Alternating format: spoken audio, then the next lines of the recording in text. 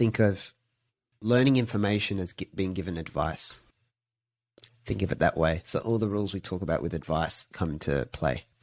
And with advice, the more generic it is, the harder it is to apply it to your situation specifically.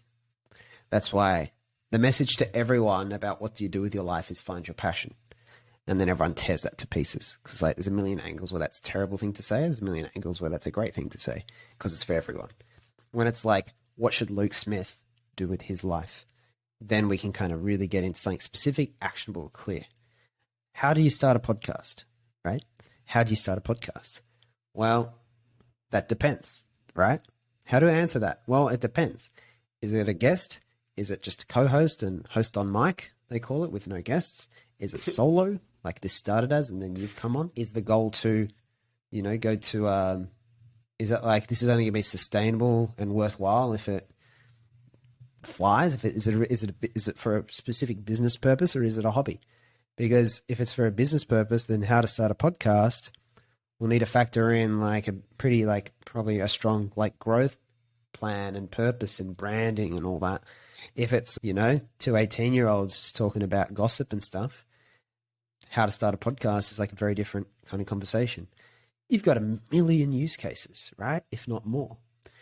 And so the more specific and targeted information is, just like advice, the more relevant it can be. And the more you understand the context of the person receiving the information. And that's why it really will depend so much. I guess understanding the fundamentals of things is normally pretty good. And that's normally done on an informational level. That's normally done through reading and can be done through lectures and stuff. But also it's still nice to actually have conversation and that way you can unpack like a deeper level of understanding if you actually get to reflect on information and you actually get to share it with people. So I guess that's the exception. A lot of universities, I notice, courses they often go through the history of something. The only thing I have with that is like I can read the history in a book.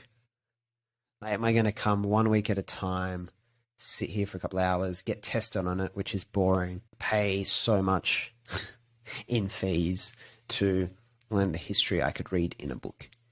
So sometimes when people say, I want to go study this because I'm interested in it at a university or college, there's this little voice in my brain which goes, have you read any books on it? Or have you listened to any podcasts in this area?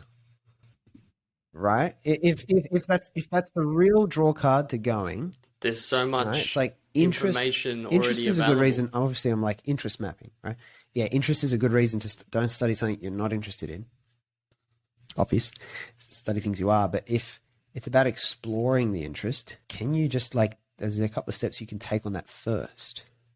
So often I feel like the footnote or the subcaptions or subtext, on people who give me that response is like, I feel like I should be going there and I'm interested in this thing, so that's what I'll study. When it's like, well, I've always wanted to be like a psychologist and I love like talking to people. I'm the therapist in my group of friends. Like I really want to make a career doing that.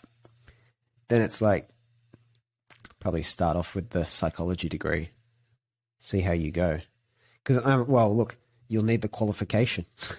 The best way to learn that is to actually have, we didn't do it in my degree. We didn't have in psychology any interactive, like guiding people through things. The feedback loop of trying to like help people resolve their thought loops. It was just a lot of like studying about it because it didn't get that specific. It was psychology, the broad thing. It was just going through every little like sub part of psychology piece by piece. And I just remember the whole time thinking, all right, well, that's interesting. Cool to sit and talk about that today. Don't care about it. And I was like, all right, that's okay. I was like, but what is this whole experience for?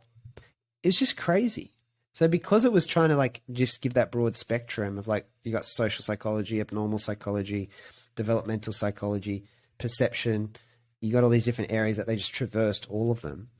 The thing, all right, so a lot of people were there like because they want to be a clinical kind of psychologist. They didn't really get that. They didn't really get that from it. Like you get the qualification to do it, but you weren't training that skill. You weren't developing that skill. And yes, you could do both, but that's not where the time was being pushed. But I've heard of other universities where it was. I went to a very big traditional university. Absolutely. This is the disconnect. And this is the problem with trying to design something for everyone. Just like trying to give advice for everyone, it becomes so generic that you dilute the experience. Whereas when it can get specific, that's when it can be way more effective and powerful.